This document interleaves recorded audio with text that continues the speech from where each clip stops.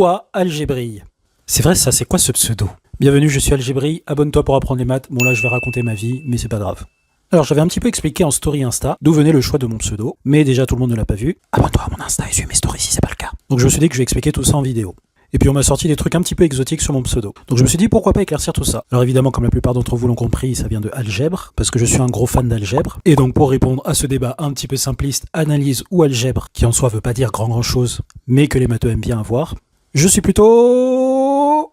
un peu des deux. Je m'explique. Alors fondamentalement, dans ma formation, je suis plutôt analyste, mais, quand j'ai viré en mathématiques, oui, je vous raconterai tout ça dans une autre story time, je me suis passionné pour pas mal de sujets qui sont assez algébristes. Genre la théorie des groupes, la théorie des anneaux, les représentations, la logique et la théorie algébrique des nombres par exemple. Même si j'avais quand même un petit peu plus de goût pour certaines parties de l'analyse, pas toutes. Il y a des trucs en analyse qui me sortent par les yeux, mais le truc que j'aime par-dessus tout, c'est les mix en fait entre les deux parties. Quand des outils d'algèbre sont analysés et démontrés avec les outils de l'analyse, et surtout quand des concepts d'analyse sont étudiés sous le prisme de l'algèbre. Parce que disons-le franchement, l'algèbre c'est vraiment un outil extrêmement puissant pour bien comprendre et bien expliquer les maths. Beaucoup de notions qui ont l'air très analytiques et qui ont l'air d'être des cas très particuliers qui sont parfois reliés à des fonctions, à la topologie, sont en fait des notions purement algébriques et on comprend vraiment quand ça fonctionne, quand on rend l'énoncé le plus abstrait avec quelques propriétés algébriques de base et qu'on démontre à partir de ces propriétés algébriques, en fait le théorème fonctionne quand même. Et il faut dire qu'il y a pas mal de sujets analytiques qui soit m'intéressent pas trop mais que je trouve tout de suite beaucoup plus passionnants quand on les examine d'un point de vue algébrique. Par exemple, j'aimais beaucoup la théorie de Fourier en L2, où on décompose des fonctions en séries de Fourier. On a des séries, des intégrales, on calcule tout ça, petit coup de Parseval et de Pythagore. Ça donne des égalités sympas pour calculer les états de 2, états de 4, etc. C'est bien beau, mais on sait pas vraiment ce qui se passe. Par contre, quand on généralise un petit peu plus dans la théorie des espaces de Hilbert, et qu'on comprend que la théorie de Fourier, ce n'est rien de plus qu'un cas particulier de la théorie de Hilbert, qui est en quelque sorte une sorte de généralisation de l'algèbre linéaire à la dimension infinie, eh bien les principes de la théorie de Fourier, c'est juste dire que dans certaines conditions, dans un certain espace, tous les objets peuvent s'écrire comme la somme des éléments d'un ensemble, cet ensemble étant une sorte de base. C'est juste ça Fourier en fait, décomposer un objet selon une certaine base. Il y a plein d'autres résultats de ce style en analyse harmonique qui sont démontrés avec ce point de vue. Et enfin, si j'ai cette fascination pour l'algèbre, parce que j'ai toujours une sorte d'admiration secrète pour ceux